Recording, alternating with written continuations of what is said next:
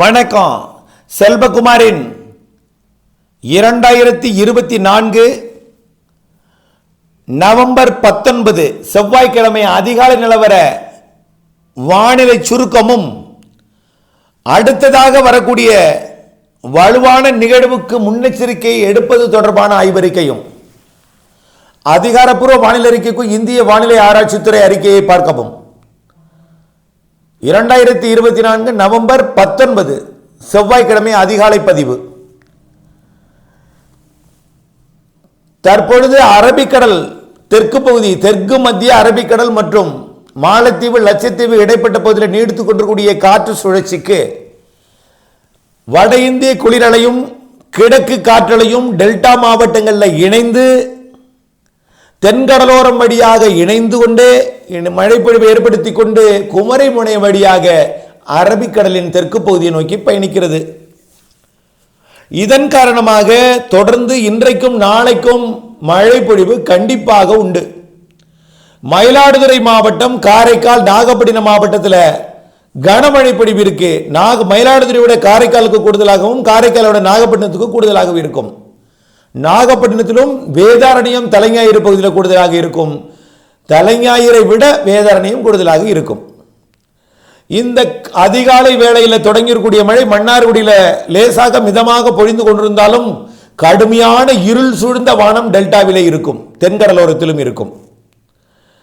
இந்த நிலையில் தற்பொழுது மயிலாடுதுறை மாவட்டத்தோட தரங்கம்பாடி பகுதியிலையும் காரைக்கால் மற்றும் நாகப்பட்டினம் மாவட்டத்தோட வேளாங்கண்ணி, நாகப்பட்டினம், நாகூர் பகுதியிலிருந்து உருவாகியிருக்கூடிய இடிமழை மேகம் திருக்குவளை, திருவாரூர் மற்றும் எட்டுக்குடி, அப்படியே திருவாரூர் மாவட்டம் வடக்கு பகுதியாம் கொல்லுமாங்குடி, பேரளம், நன்னிலம், சன்னாநல்லூர், குடவாசல் வழியாக திருவாரூர் நகரத்தை மையமாக வைத்து காலை பள்ளி தொடங்கும் நேரத்தில் திருவாரூர் மாநகரத்திற்கும் கொல்லுமாங்குடி பகுதிகளுக்கும் திருவாரூர் மயிலாடுதுறை சாலை பகுதிகளுக்கும் திருவாரூர் திருத்துறைப்பூண்டி சாலை பகுதிகளுக்கும் மழை பொழிவை கொடுக்கும். அந்த பகுதிகளுக்கு பிறகு 9:30 மணி அளவிலே மன்னார்குடி, கொரடாச்சேரி, நீடாமங்கலம் மற்றும் வலங்கிமான் பகுதிகளுக்கும், அதனைத் தொடர்ந்து வடுவூர் மற்றும் தஞ்சாவூர் மாவட்ட நெய்வாசல் உள்ளிட்ட பகுதிகளுக்கும், பிறகு மதுக்கூர் பகுதிகளுக்கும் மழை பொழிவை கொடுக்கும். டெல்டாவின் தெற்கு பகுதி வேதாரண்யம் பகுதியில் கொஞ்சம் தாமதமாக தொடங்கினாலும் வெயில் வந்ததும் நல்ல மழை பொழிவு. வெயில்னா மேலே, மேகத்திற்கு மேலே வெயில் வந்ததும் வெப்பம் உயர்த்ததும் இடையில் கிடைக்கக்கூடிய இடைவெளி வழியாக வெளிச்சம் வந்ததும் அந்த வெளிச்சத்தால் கிடைக்கக்கூடிய தரை வெப்பம் உயர்ந்ததும் மழை பொழிவு தெற்கு டெல்டாவில் மீண்டும் வலுவடையும். ஏற்கனவே இன்று அதிகாலையில் சற்று முன், அதாவது 2 மணிலிருந்து வேதாரண்யம் பகுதியில் தொடங்கிய மழை வாய்மேடு தகற்று வரைக்கும் கடுமையான இடிமின்னலுடன் மழை பொழிவை கொடுத்தது. அந்த மழைப்பொழிவு தொடர்ந்து முத்துப்பேட்டை வரைக்கும் சென்றாலும் அந்த தீவிரம் இல்லாவிட்டாலும் வேதாரண்யம் வாய்மேடு இடைப்பட்ட பகுதியில் இடிமழையை கனமாக கொடுத்தது. தற்பொழுது இருள் சூழ்ந்த வானம் காணப்பட்டாலும் மீண்டும் மழைப்பொழிவு தொடங்கும். இப்படித்தான் மழைப்பொழிவு இரவு வரை தொடரும். இரவு மீண்டும் கோடியக்கரை முனையில் மட்டும் இருந்து கொண்டு, வேதாரண்யம் பகுதியில் மட்டும் இருந்து கொண்டு மீண்டும் நாளை காலை டெல்டாவில் பரவலாகும். ஆக இன்றைக்கும் நாளைக்கும் டெல்டா மாவட்டங்களுக்கும் மழை இருக்கிறது. அதேபோல் புதுக்கோட்டை, ராமநாதபுர கடலோரம், தூத்துக்குடி கடலோரம், திருநெல்வேலி, ராதாபுரம் கடலோரம், கன்னியாகுமரி கடலோரத்துக்கும் இருக்கும். அரபிக்கடலிலே உருவாகி இருக்கக்கூடிய புதிய ஒரு காற்று சுழற்சி கேரள கடலோரம் நீடித்துக் கொண்டிருக்கிறது. இந்த காற்று சுழற்சிக்கு சற்று கிழக்கிலிருந்து மேற்கு நோக்கி காற்று பயணிக்கும் என்பதனால நாளை மேற்கு தொடர்ச்சி மலைக்கு வாய்ப்பு தெரிகிறது மழை. நாளை கோயம்புத்தூர், திருப்பூர் மற்றும் தேனி மாவட்டத்திற்கும் இன்றைக்கும் வாய்ப்பு இருக்கு. நாளைக்கு உறுதியாக வாய்ப்பு இருக்கு, கூடுதல் வாய்ப்பு. ஆனால் ஒதுக்கி ஒதுக்கி ஆங்காங்கே தான் இருக்கும். பாலக்காடு, கணவாயெல்லாம் நாளை மழை வாய்ப்பு இருக்கு. ஒருவேளை இன்றைக்கும் நாளைக்கும் உள் மாவட்டங்களில், மேற்கு தொடர்ச்சி மலை மாவட்டங்களில் சரியாக கொடுக்காவிட்டாலும் கவலைப்படாதீர். டெல்டாவிற்கு கொடுத்துவிட்டு தென்கடலோரத்தில் கொடுத்துவிட்டு இந்த சுற்றின் மழைப்பொழிவு விலகினாலும் கவலைப்படாதீர். அடுத்த சுற்றின் மழைப்பொழிவு, அதாவது 19, 20 மழை கொடுத்த பிறகு 21, 22 இடைவெளி கொடுக்கும். அந்த நேரத்தில் கோடியக்கரை முனைக்கும், ராமநாதபுரம் மாவட்டம் ராமேஸ்வரம் பகுதிக்கும் கொடுக்கும். 21, 22 தேதிகளிலே, 23, 24 தேதிகளிலே இலங்கைக்கு தெற்காக வந்து குமரி கடற்பகுதிக்கு வரக்கூடிய காற்று சுழற்சி தமிழ்நாட்டிலே காற்றை ஏற்றி அனைத்து மாவட்டங்களுக்கும் ஆங்காங்கே லேசான மிதமான மழைப்பொழிவை கொடுக்கும். அது ஆங்காங்கே கொடுக்கும். பல இடங்களில் உயிர் கொடுக்கும் மழை கொடுக்கும், ஆங்காங்கே மிதமான லேசான மழைப்பொழிவை கொடுக்கும். 23, 24 கடலோர மாவட்டங்களுக்கு உறுதியாக. அதிலும் சரியாக உங்களுக்கு கொடுக்காவிட்டாலும் கவலைப்படாது, உயிர் கொடுக்கும் மழையாவது கொடுக்கும். ஆனால் கடலோர மாவட்டங்களுக்கு கனமழை பொழிவு இன்றைக்கும் நாளைக்கும் இருக்கிறது, டெல்டாவிற்கு தெற்கே உள்ள மாவட்டங்களுக்கு. இதற்கு அடுத்தபடியாக வருவது 25ஆம் தேதி ஒரு இடைவெளி. இடைவெளி எப்போ? 21, 22, 23, 24 மழை, 25 ஒரு இடைவெளி. அப்போ 21, 22, 25 இடைவெளி. அடுத்தபடியாக 26ஆம் தேதி மதியம் தொடக்கக்கூடிய மழை ஒட்டுமொத்த டெல்டாவிற்கும் மையமாக வைத்து மேற்கு நோக்கி பயணிக்கக்கூடிய ஒரு காற்றழுத்த தாழ்வு மண்டலமாகும்.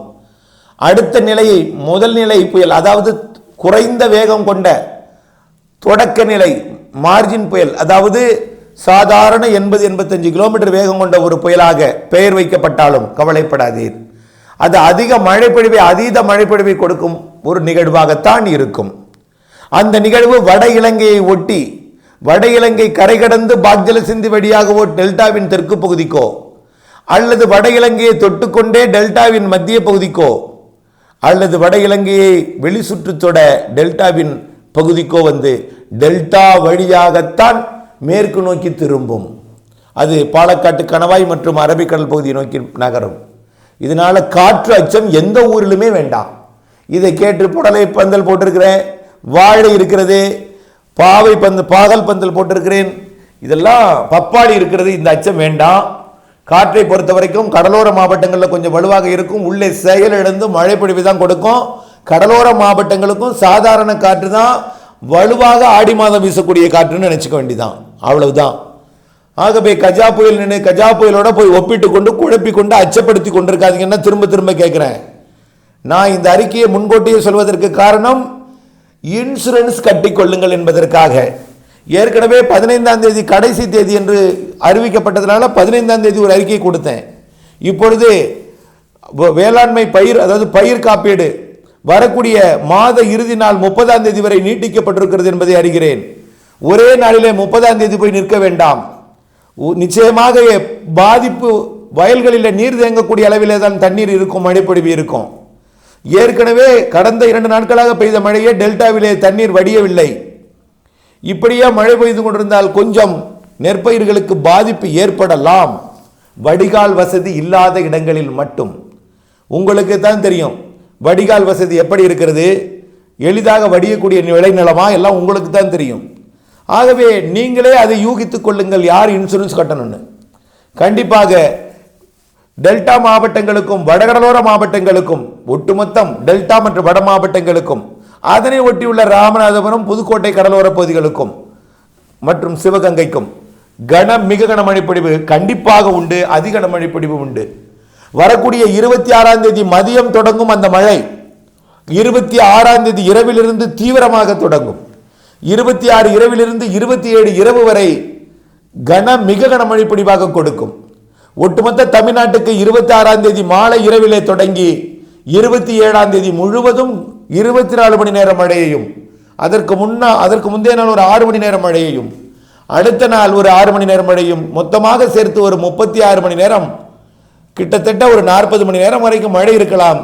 குறைந்தபட்சம் 35 மணி நேரம் 30 மணி நேரத்துக்கு மேலே தொடர் கனமழை பொழிவு இருக்கிறது டெல்டாவிற்கு. டெல்டா மட்டும் இல்லைங்க, திருவள்ளூர் முதல் கன்னியாகுமரி வரைக்கும். இதில் திருவள்ளூர்லேருந்து ராமநாதபுரம் அதிக மழை இருக்கும். இந்த நிகழ்வு கரை கடந்து மேற்கு நோக்கி நகரும் பொழுது இருகாற்று இணைவு தென் மாவட்டங்களில் ஏற்படும் என்பதனால அதற்கு பிறகு தென் மாவட்டங்களின் அனைத்து மாவட்டங்களுக்கும் ஏரி குளங்களை நிரப்பும் மழைப்பொழிவாக இருக்கும். மேற்கு தொடர்ச்சி மலைகள் அணைகளை நிரப்பும் மழையாக இருக்கும். கண்டிப்பாக அனைத்து உள்ளணைகள், சாத்தியார் அணை, பழனி சுற்றுவட்டார, திண்டுக்கல் மாவட்ட சுற்றுவட்டார பகுதியில் இருக்கக்கூடிய அனைத்து உள்ளணைகளையும் நிரப்பும். அதே போல படிப்படியாக எல்லா மேற்கு தொடர்ச்சி மலைப்பகுதியில் அணைகளையும் நிரப்பும். இப்படித்தான் அந்த மழைப்பொழிவு அமையும் என்று எதிர்பார்க்கப்படுகிறது. ஆகவே இந்த மழைப்பொழிவு அனைத்து மாவட்டங்களுக்கும் உள்ளே ஏறி கொட்டி பெய்து அரபிக்கடல் நோக்கி நகரும் நிகழ்வாக இருக்கும் என்பதை நினைவில் கொள்ள வேண்டும். இதனால் நீங்கள் என்ன செய்ய வேண்டும்?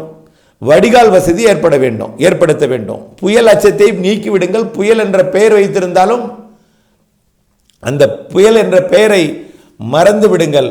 ஆனால் அது காற்று பாதிப்பு இல்லாத அதீத மழைப்பொழிவை கொடுக்கக்கூடிய நிகழ்வு என்று மட்டும் நினைத்துக் கொள்ளுங்கள்.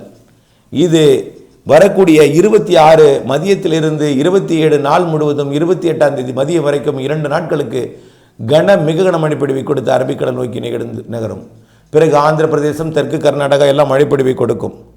ஆகவே நல்ல மழைப்பொழிவு கொடுக்க போகிறது. வடிகால் வசதி ஏற்படுத்தி இருப்பவர்கள் முதலிலே வடிகாலை ஏரி குளங்களுக்கு பாய்ச்சுங்கள். ஏரி குளங்களிலிருந்து கடலுக்கு போகும் ஆறுகளை நோக்கி திருப்புங்கள். ஆக ஏரி குளங்களை நிரப்பிய பிறகு ஆறு வழியை கடலுக்கு அனுப்ப வேண்டுமே தவிர ஏரி குளங்களை நிரப்பாமல் கடலுக்கு அனுப்பிவிடாதீர். அதில் கவனம் தேவை. ஆகவே 30ஆம் தேதி வரை பயிர் இன்சூரன்ஸ் செய்வதற்கு கால நீட்டிப்பு செய்யப்பட்டுள்ள காரணத்தினாலே அதையும் ஒரு பக்கம் செய்து கொண்டிருங்கள். எல்லோரையும் நான் செய்ய வேண்டும் என்று கட்டாயப்படுத்தவில்லை. சூழ்நிலை அறியுங்கள். உங்களுடைய பகுதி எப்படிப்பட்டது, பாதிப்பு எப்படி இருக்கும் எல்லாம் உங்களுக்கு தான் தெரியும். வடிகால் வசதி இல்லாத நீங்கள் வடிகாலை திருப்பிவிட்ட வடிகாலை ஆக்கிரமித்த பகுதிகளுக்கு தான் இந்த பிரச்சனை வரும். இல்லைன்னா யாரோ ஒருத்தர் ஆக்கிரமித்த அடுத்தவர் தண்ணீர் வடிய விடாமல் தடுத்து வைத்திருக்கும் பிற பகுதிகளுக்கு பாதிப்பு ஏற்படும். ஆகவே வடிகால் சிறப்பாக இருந்தால் வடிந்தோடிவிடும். ஆகவே இவையெல்லாம் நீங்கள் கருத்தில் கொண்டு வரக்கூடிய 26, 27, 28 தேதிகளில் வரக்கூடிய மிக அதீத கனமழை பொழிவிற்கு முன்னெச்சரிக்கை எடுத்துக்கொள்ளுங்கள்.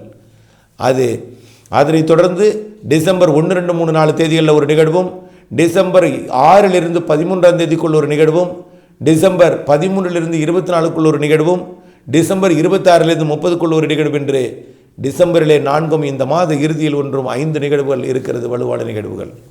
ஆக தொடர்ந்து வானிலை அப்டேட்ஸ் மாறுதல் அறிந்து துல்லியம் அறிந்து திட்டமிட்ட வேளாண்மை செய்து லாபமடைய அன்போடு கேட்டுக்கொள்கிறேன். நன்றி.